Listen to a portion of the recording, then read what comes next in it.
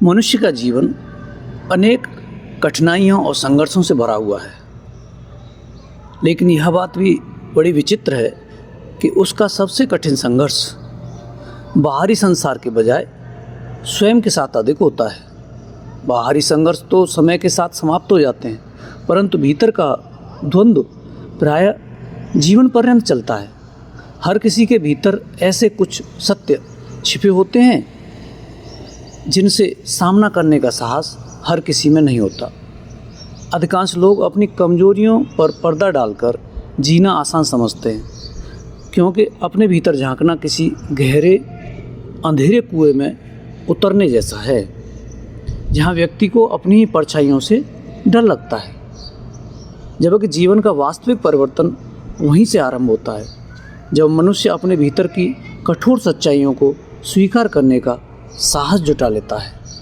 अपनी कमियों को स्वीकार करना हार नहीं, बल्कि आत्मबोध की पहली सीढ़ी है।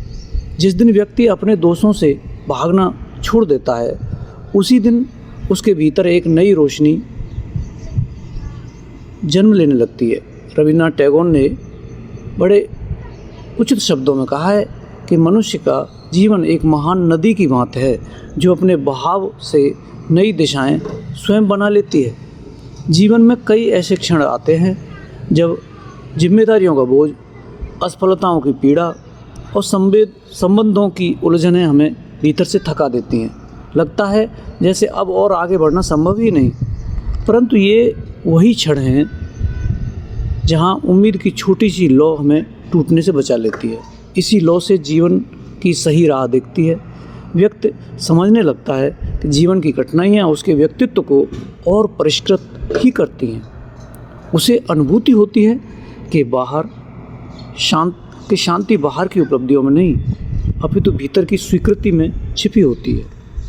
जब व्यक्ति मन के दर्पण में देखकर स्वयं को स्वीकार कर लेता है, तब जीवन का हर संघर्ष उसे हल्का लगने लगता है। असली बदलाव किसी चमत्कार से नहीं, बल्कि आंतरिक चेतना से ही आकार लेता है। यही चेतना हमारा स्वयं से साक्षात्कार कराती है,